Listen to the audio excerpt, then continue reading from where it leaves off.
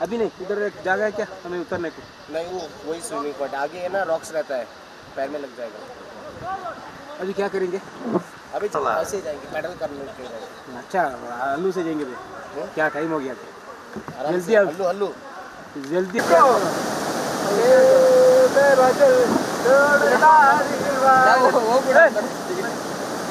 ಅವನು ಅಲ್ಲಿ ಹೋಗ್ತಿದ್ದೆ ಅವನು ಇಲ್ಲಿ ಪಂಚೆ ನೋಡಿ, ಅಲ್ಲಿ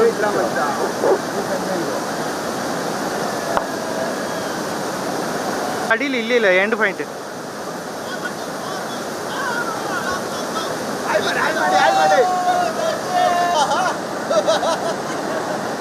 शेड़े वो स्ट्रक हो गया. ಅವನು ಯೂಸ್ ಮಾಡ್ತಾನೆ, ಅದರಲ್ಲಿ ಅವನಿಗೆ ಗೊತ್ತಿರ್ತದೆ ರೇಟ್. ಇವಾಗ ಇನ್ನೊಬ್ಬ ನೋಡ ಇದನ್ನ ಚೂರು ಹಿಂಗೆ ಕೊಡ್ತಾನೆ.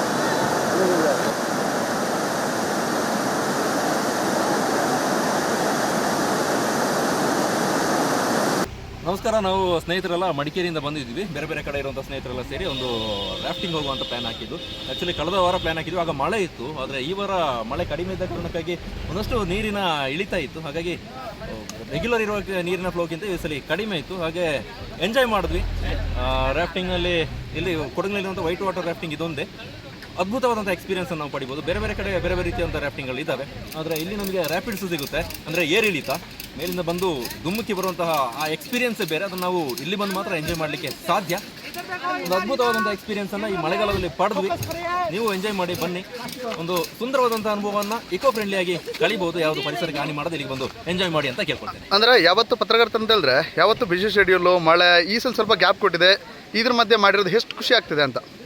ಹೌದು, ಜರ್ನಲಿಸ್ಟ್ ಅಂದರೆ ಎಲ್ರಿಗೂ ಗೊತ್ತೇ ಇದೆ. ನೀವು ಕ್ಯಾಮ್ರಾದಲ್ಲಿ ಮೀಡಿಯಾಗಳು ನೋಡ್ತಾ ಇರ್ತೀರಿ, ರಿಪೋರ್ಟಿಂಗ್ ಮಾಡ್ತಾ ಇರ್ತಾರೆ, ತೆರೆ ಹಿಂದೆ ಕ್ಯಾಮ್ರಾಮನ್ ಆಗಿ ಕೆಲಸ ಮಾಡ್ತಾ ಇರ್ತಾರೆ, ಹಾಗೆ ಪತ್ರಿಕೆಗಳಲ್ಲಿ ವರದಿಗಾರರಾಗಿ ಕೆಲಸ ಮಾಡ್ತಾ ಇರ್ತಾರೆ. ಅವ್ರದ್ದು ಶೆಡ್ಯೂಲೇ ಡಿಫ್ರೆಂಟ್, ಬೇರೆಯವ್ರಿಗಿಂತ ಜೀವನ ಶೈಲಿ ಭಿನ್ನವಾಗಿರುತ್ತೆ. ನಡುವಲ್ಲಿ ಇಂಥದ್ದೊಂದು ಎಂಜಾಯ್ಮೆಂಟ್, ನಮಗೊಂದು ಕಾಲ ಕಳೆಯೋದಕ್ಕೆ, ಆ ಜಂಜಡದಿಂದ ಹೊರಬರೋದಕ್ಕೆ ಒಂದು ಒಳ್ಳೆಯ ಅವಕಾಶ. ಪ್ರತಿ ವರ್ಷ ನಾವು ಆಯೋಜನೆ ಮಾಡ್ತಾ ಬರ್ತಾ ಇರ್ತೇವೆ.